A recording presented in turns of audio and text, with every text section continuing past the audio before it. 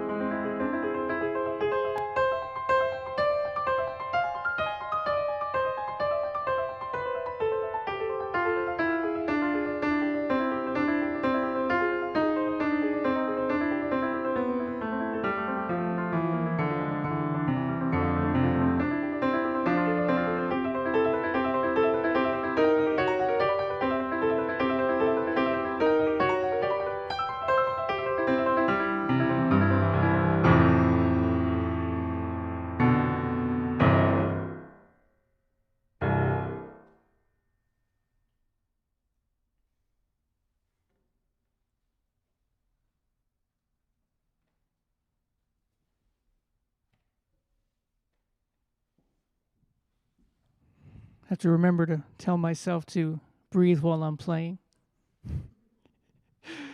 We always get a little nervous when we get started. What I learned the most from my recital that I did 2 years ago is don't begin with Bach. So I'm not going to tell you how that experience went, but I'll never, ever start a program with Bach ever again. I would be remiss if I didn't tell you of the people that helped me today in the room here. Brian Watson, who's just out of view over here, is turning pages for me. Tanisha Smith is running video. A lot of the setup was done with the assistance of Robert Smith, her husband. So I'm very thankful to her to being able to run all the video, do all the switches, the really nice transitions that she's done. And Mike Menifee is running the sound, something that I'm very thankful for as well. And I'm glad that he's doing it. And I'm glad that hopefully you're hearing it nice and clear. And I hope that the next one is a little cleaner, a little bit more mistake-free, but just as clean as a recording as the one you just received. So our next piece is by Frédéric Chopin, Nocturne number 15 in F minor. This is one of my favorites and one that you've probably heard in entertainment, old movies, new movies. It's used a lot because it's a very beautiful and evocative melody.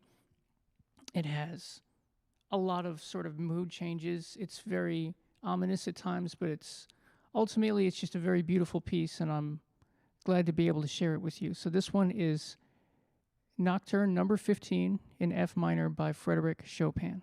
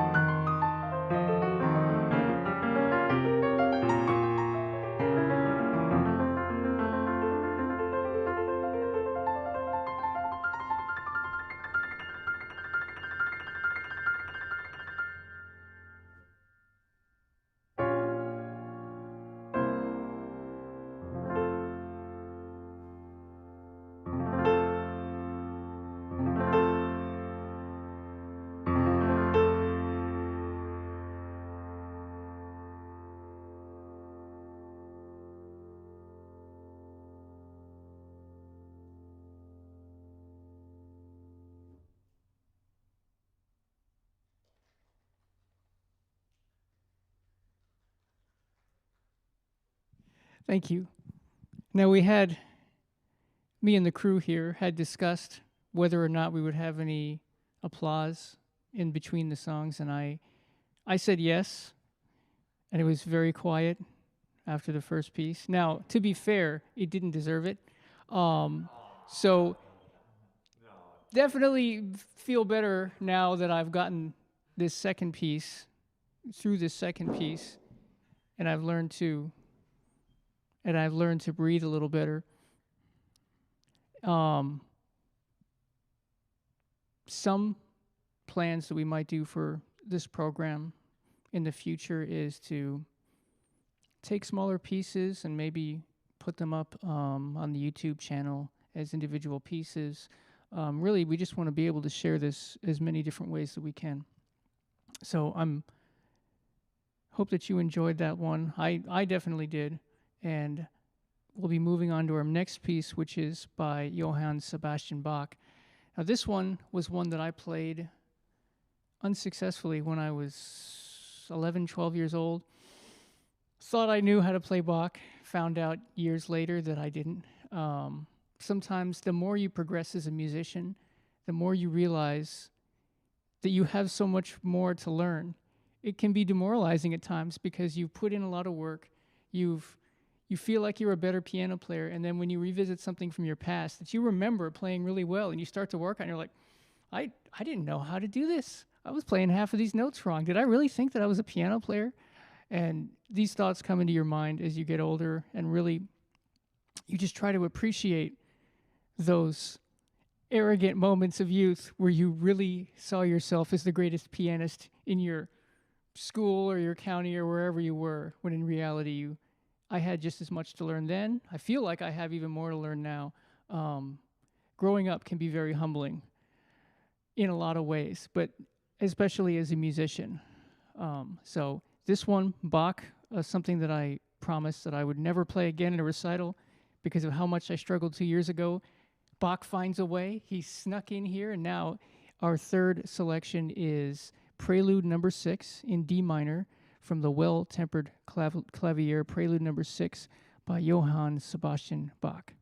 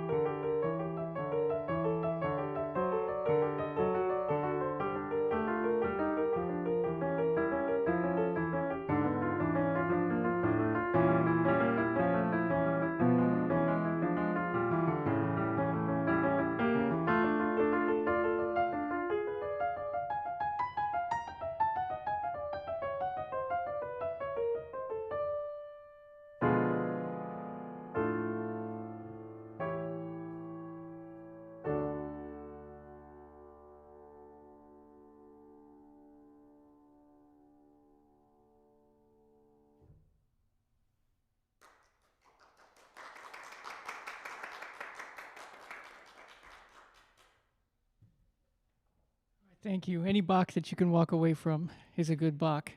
Um,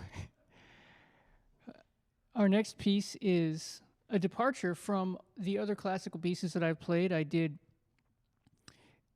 Debussy, who's in the late Romantic period to early contemporary modern period of the 20th century. Chopin, well seated in the Romantic period. Bach in the Baroque period. And now something from the 20th century, but the late 20th century, by David Lanz. You've probably heard me play a few of his pieces in our live stream services and also for the recordings that we did for Zoom last year.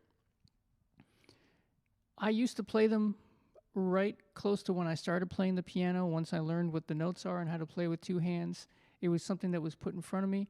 And you know, it was fun. It was a lot of work for your fingers, and I got to a certain age, 12 years old, 13, and I thought I was too cool for it, and I wanted to play serious music, and I stopped appreciating it for what it was. I thought it was beneath me, and I found out just a year or two ago that I was just really wrong about that. It's beautiful music that a lot of people can enjoy, and music that can reach a lot of people is worthy of being heard. So we've been using some of them from our services, but some of them are a little bit more difficult and a little bit more flashy than what would work during a service, so you don't get to hear those.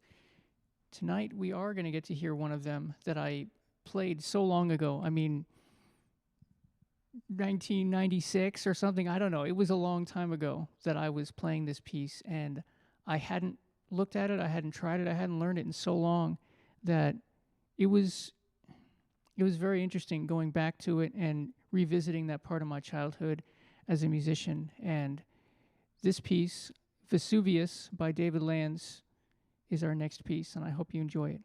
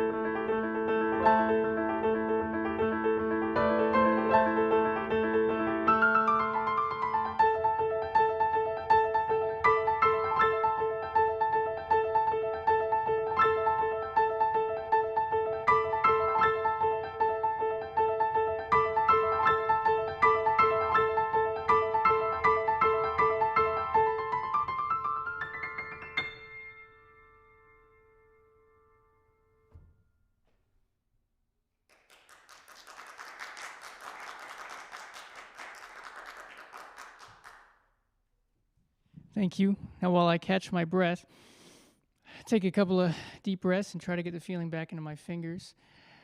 We move on to our fifth piece in the program, and that's Chopin again, with a nocturne that I performed in the recital that I played back in 2019. For those of you that didn't see that recital, it was in person, back when those things were the norm. We didn't have a video, it wasn't recorded, there's no sound recording of it. We just have our memory of it. And out of all the pieces that I played 10 pieces in that recital, but out of all the pieces that I played, this nocturne, was one that I felt like I wanted to revisit and do again. Not because I wasn't happy with the way that I did it, I just felt like it belonged in a recital program, and it belonged in this one when I started putting all the pieces together and trying to figure out what I wanted to do. 11 drafts later of what I would want to play, I ended up with this one being the one that I didn't want to get rid of, for sure. So, Nocturne number 20 in C sharp minor, one that it is suspected was actually composed before the other nocturnes that are in order, so the 1 through 19. Basically the ones that you're used to hearing because people perform them more often. This one wasn't included in that original publication, and I suppose Chopin might have thought it wasn't good enough to be in the original publication. We can't ask him, so we don't know for sure, but if this is a B-side by Chopin, then he's the greatest composer who ever lived. I certainly love it, and I hope you enjoy it. Chopin Nocturne number 20 in C sharp minor.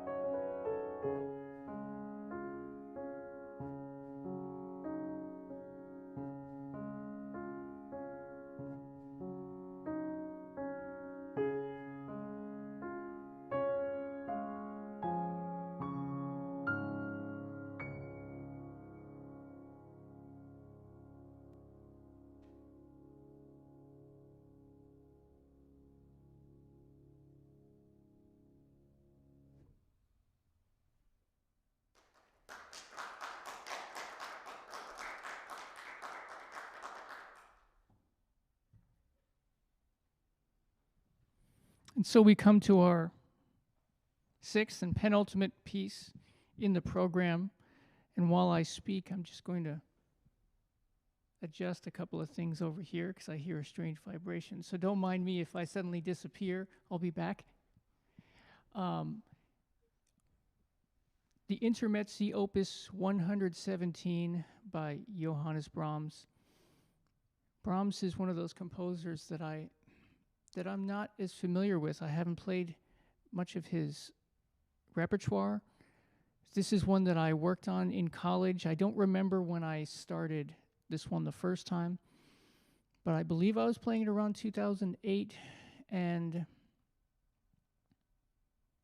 it was one that I never learned. It's the second movement of a 3-movement piece, and all 3 movements are really different. So instead of trying to learn all 3 of them and perform them together, which I had thought of doing, actually I was considering doing that and doing this piece for my recital 2 years ago.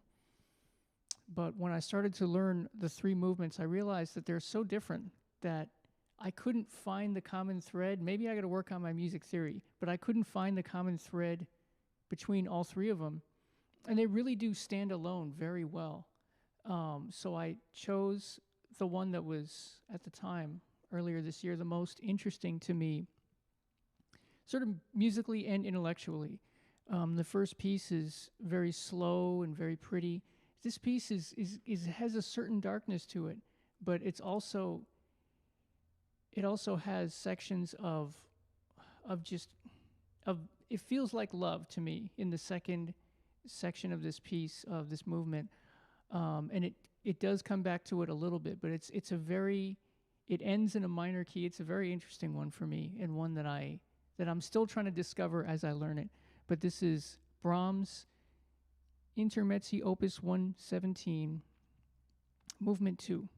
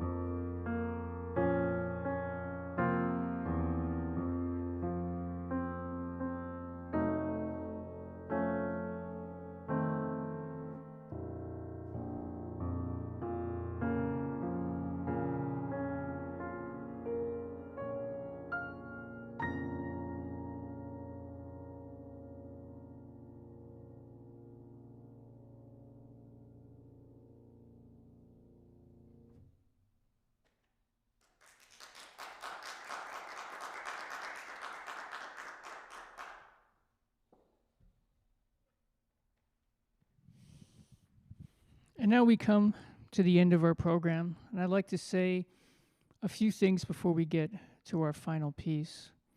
One is to reiterate how thankful I am for being here, for being able to play this wonderful piano, for being in this room, this sanctuary. It is a great recording space, it's a great performance space, and it's a great place to gather, which I hope that we can do in the future. I hope that this recital can help make you feel a little bit more connected to this space. I know that many of you haven't been in here in quite some time, not since February of 2020. So being able to see this space in here, even though it's just the corner behind me and the corner over here, I hope it brings you a little closer to this space in here, and I hope you feel like you're involved and that you're welcome and that you are here in spirit, because you really are. And we miss you so much. Those of us that get to be in here every Sunday, we want to see your faces so badly, and we want to gather with you when we can, and we look forward to the time that that happens. All of this equipment that we're using, some of it is borrowed, some of it is KUUF's. It's definitely isn't free. Please, if you feel like it, donate to KUUF, either in the general fund or in the minister's discretionary fund, so we can have programs like this, whether we gather in person or not, so we can make the best use of the technology that we have. And so KUUF has all of the equipment that it needs to give us the best possible services that they can, whether we're in person or not. Because even when we are in person, we're looking forward to trying to record as much of the service as we can and be able to reach out to the people that aren't able to be here, some of the people that have moved away and are on the other side of the country that still want to watch our services. I know some of the people that used to live here and that have moved on, they send in emails because they watch the services here on Sunday morning. So we want to keep reaching out to all those people the best way that we can, and that's with the technology that we're currently using. I'm blown away by the stuff that we're able to do, and I'm sure you've seen over the course of this program some of what we're able to do, and it's really humbling to see what's possible and how far we've come in the last year from where we were.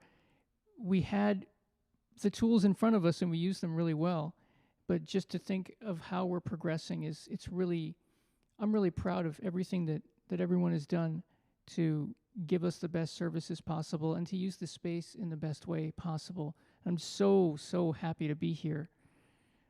Doing only recordings, being in here by myself in the middle of the week, and not being here on Sunday morning, it was really tough. I know it was tough on all of you, but it very quickly became such an important part of my week and my weekend, and not being here on Sunday, I can guarantee you is as hard for me as it was for you. So I'm so thankful to be able to be here on Sundays, and I'm so thankful to be able to play for you.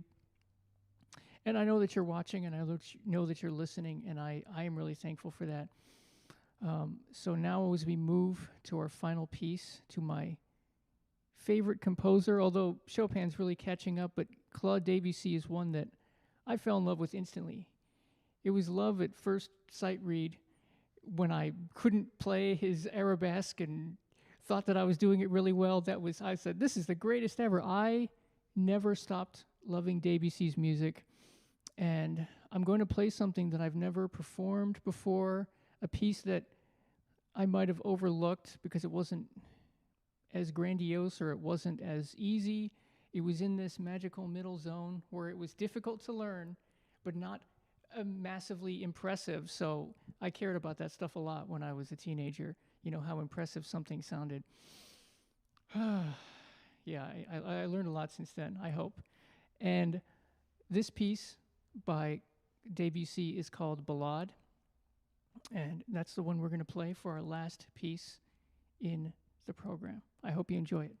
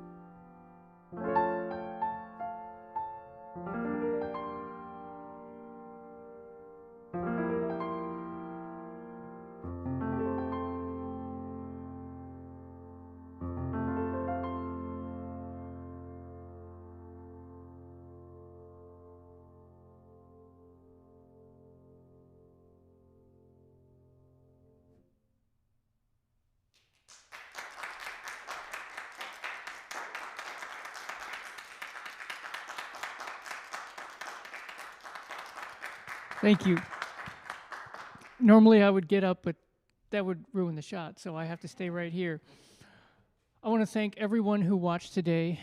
I want to thank all the members who have stuck with us through the pandemic and really who just have been here through all of it, through before when I was here, who've seen the different changes and who have stuck with us through the changes. We've been through more change probably in the last year and a half than could ever be anticipated, and I feel really good. I feel really good about the future of here in general, but just for all of us. And I'm very optimistic about where we're headed, and I hope that you are as well. And I hope to do programs like this in the future. And I really want to see your faces when I play, and I know that so many of you want to be in here as well. So let's not forget those who are far from us, who couldn't attend, even if we did have in-person services. And I hope that we reached out to them today as well. And I hope that all of you enjoyed the program today. Before I say goodbye, I just want to dedicate this recital to our members, Lisa Johnson, Mac Johnson, and their family. I know back in late 2019, you auctioned for a recital program that I was going to play in 2020. We obviously know how that went. I know that this doesn't make up for not being able to play that recital for you in 2020, but hopefully you take it as some consolation of what you weren't able to have last year. And I promise that we will have an in-person recital as soon as it is possible. And if that is 2022, then it will be 2022. It will be as soon as we are able to do it. And we're going to have some technology in the room so we can have people in here, but not have to worry about squeezing 200 people in here. I would really love for as many people as possible to have access, which is another reason why I give all my recitals for free. All 2 of them have been free, because I don't want anybody, especially those of us who don't have as much, to be behind a locked gate that only money can open. And I hope to do another free recital for you soon, either in late May or maybe in the spring, probably in the summertime. It took a long time to learn this music, and I don't think that I mastered any of them. So it'll be in the summertime likely, but I am so excited to start working on it, and I am so excited to see all of you, and I want to thank you for being here today. And without you, I would just be looking into a camera. But I know that you're on the other side watching this program, and I really do appreciate it. Thank you.